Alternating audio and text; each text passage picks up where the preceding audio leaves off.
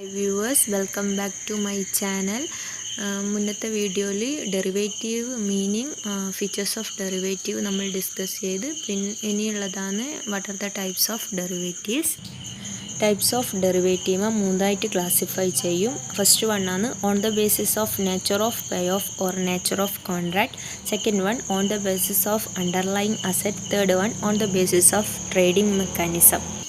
Nature of കോൺട്രാക്റ്റിൻ്റെ ബേസിൽ ഡെറിവേറ്റീവ്സിനെ പിന്നെയും ക്ലാസിഫൈ ചെയ്യുന്നുണ്ട്. അതിൽ ഫസ്റ്റ് വൺ ആണ് future, second one forward, third one option, fourth one swap. First one ആണ് forward. A forward contract is a customised contract between two parties where settlement take place on a specific date in the future at a today's agreed price. It is a bilateral agreement. It does not require an initial payment when signing the contract. Forward contracts are generally traded on over the counter. Forward contract is generally closed with the delivery of the underlying asset. The rupee-dollar exchange rate is the big forward contract market in India. The various participants in the market include banks, financial institutions, corporate and experts. Forward contract എന്ന് പറയുന്ന രണ്ട് parties തമ്മിലുള്ള കോൺട്രാക്റ്റിനെയാണ് forward contract എന്ന് പറയുക. ഇതിൻ്റെ settlement നടക്കുന്നത് ഒരു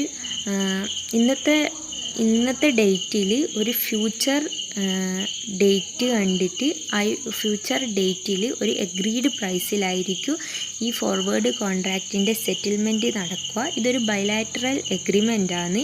ഇതിന് ഒരു ഇനീഷ്യൽ പേയ്മെൻറ്റ് ഒന്നും ഉണ്ടായിരിക്കില്ല.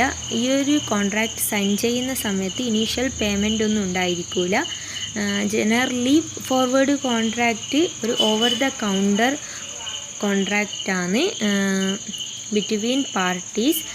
ഇതൊരു കസ്റ്റമൈസ്ഡ് കോൺട്രാക്റ്റ് ആയിരിക്കും. എക്സ്ചേഞ്ച് വഴിയല്ല നടത്തുക. രണ്ട് പാർട്ടീസ് തമ്മിലാണ് ഈ ഒരു കോൺട്രാക്റ്റ് നടക്കുക. ഫോർവേഡ് കോൺട്രാക്റ്റ് ജനറലി ക്ലോസ് ചെയ്യുന്നത് ഈ ഒരു അണ്ടർലൈങ് അസറ്റിൻ്റെ എക്സ്ചേഞ്ചിലൂടെയാണ്. Biggest forward contract market in ഇന്ത്യയാണ് the rupee dollar exchange rate. ഒരുപാട് പാർട്ടിസിപ്പൻസ് ഈ ഒരു മാർക്കറ്റിലുണ്ട്. അതാണ് bank, financial institution, corporate and exporters. Next വണ്ണാണ് future.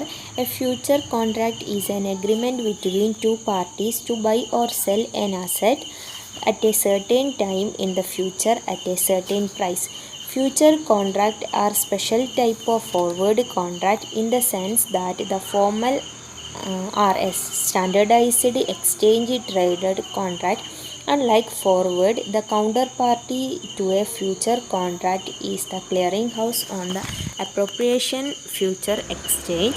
Futures often are settled in cash or cash equivalent rather than requiring physical delivery of the underlying asset. Future കോൺട്രാക്റ്റും forward contract പോലെ തന്നെ രണ്ട് പാർട്ടീസ് തമ്മിലുള്ള എഗ്രിമെൻ്റാണ് buy or sell an asset at a certain time in the future at a certain price. പക്ഷേങ്കിൽ future കോൺട്രാക്റ്റിൽ രണ്ട് parties തമ്മിൽ ഉള്ള എഗ്രിമെൻറ്റ് ഓവർ ദ കൗണ്ടർ വഴിയായിരിക്കും. പക്ഷേങ്കിൽ ഓവർ ദ കൗണ്ടർ ബൈലാറ്ററൽ എഗ്രിമെൻ്റാണ്. പക്ഷേങ്കിൽ ഇവിടെ ഒരു സ്റ്റാൻഡേർഡൈസ്ഡ് എക്സ്ചേഞ്ച് ട്രേഡ് ഉണ്ടായിരിക്കും. നെക്സ്റ്റ് വണ്ണാണ് option. An option refers to the right but not the obligation to buy or sell a security or other asset during a given time for a specified price called strike price. When the option is offered, it is the option writer's obligation to fulfill the contract. If one party has the option, the other party has an obligation.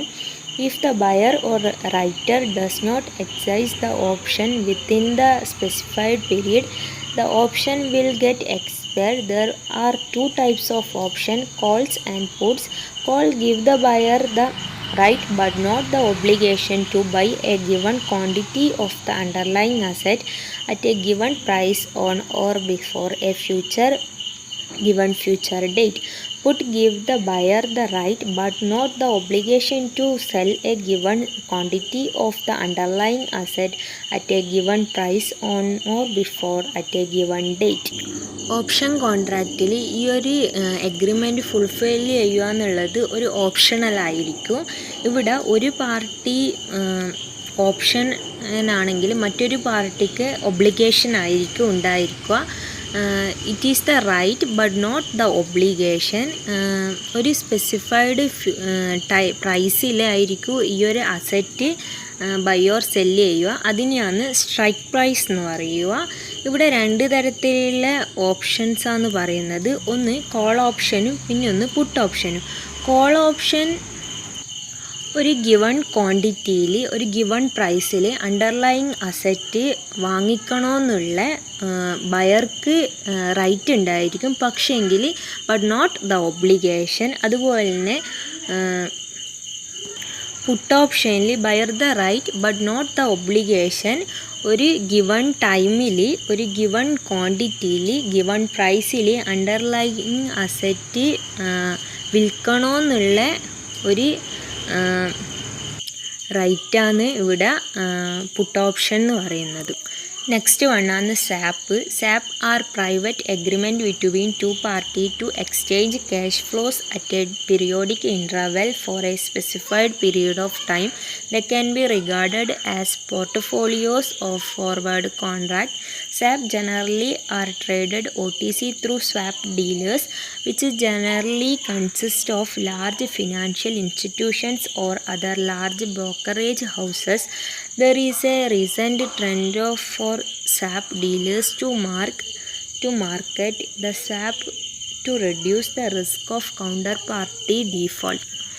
Sap എന്ന് വെച്ചാൽ ഒരു private എഗ്രിമെൻ്റാണ് രണ്ട് parties തമ്മിലുള്ള. ഇതൊരു specified period of ടൈമിൽ തന്നെയാണ് നടക്കുന്നത്. OTC through the swap ഡീലേഴ്സാണ്. രണ്ട് പാർട്ടീസ് തമ്മിലുള്ള എഗ്രിമെൻ്റ് തന്നെയാണ് സാപ്പ് എന്ന് പറയുന്നത്. രണ്ട് തരത്തിലാണുള്ളത്. ഒന്ന് കറൻസി സ്വാപ്പും പിന്നെ ഒന്ന് ഇൻട്രസ്റ്റ് റേറ്റ് സാപ്പ്.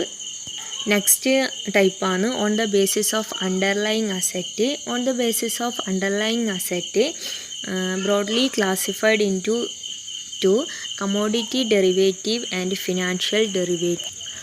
ഫസ്റ്റ് വണ്ണാണ് commodity derivative. Commodity derivatives were the first to emerge. In the case of commodity derivative, the underlying assets are commodities. The commodities may be agriculture products such as rice, wheat, cotton, oil, soya, tea, coffee, rubber, etc. and metals such as copper, tin, gold, silver. First emerge ചെയ്തതാണ് commodity derivative എന്ന് പറയുന്നത്. ഇതിൽ പറയുന്നത് commodity ഡെറിവേറ്റീവിൽ underlying asset commodity ആയിരിക്കും. മെയിനായിട്ട് use ചെയ്യുന്ന കമോഡിറ്റീസാണ് അഗ്രികൾച്ചർ പ്രൊഡക്റ്റും പിന്നെ metal such as copper, gold, silver etcetera. Next വന്നാണ് financial derivative. In the case financial derivatives, the underlying assets are financial instrument or product.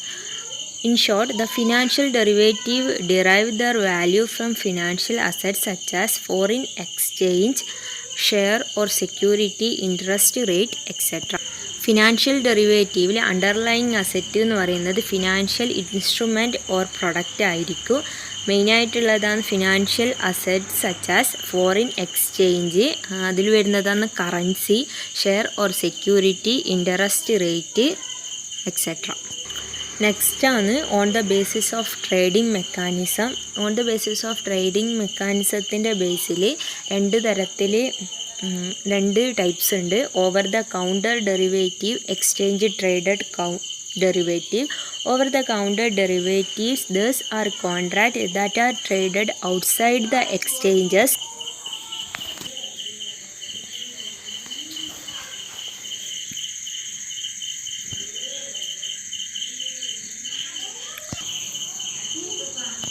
ഇവിടെ കൗണ്ടർ പാർട്ടി റിസ്ക് ഇൻവോൾവ് ആയിരിക്കും. ഇനി മെയിനായിട്ട് പറയുന്നത് ഫോർവേഡ് കോൺട്രാക്റ്റും സാപ്പിലാണ് OTC ഡെറിവേറ്റീവ്സ് യൂസ് ചെയ്യുന്നത്. Next one ആണ് exchange traded derivatives. These are traded on the organized or regulated exchange.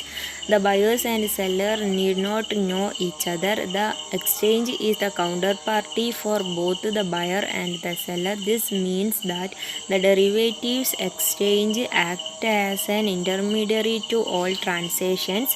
It takes initial margin from both sides of the trade to act as a guarantee. Thus are standard product. This means that the parties to the contract do not decide in terms of contract. They merely accept terms of contract standardized by the exchange. The specifications or terms are designed by the exchange authorities after taking into consideration the characteristics of the underlying assets. In short, derivatives that are traded through derivatives exchanges are known as exchange traded derivatives. Exchange traded derivatives-ന്റെ important ആയിട്ട് പറയുന്നത് exchange traded derivative ഒരു organised അല്ലെങ്കിൽ ഒരു regulated exchange വഴിയായിരിക്കും buying and selling നടത്തുക.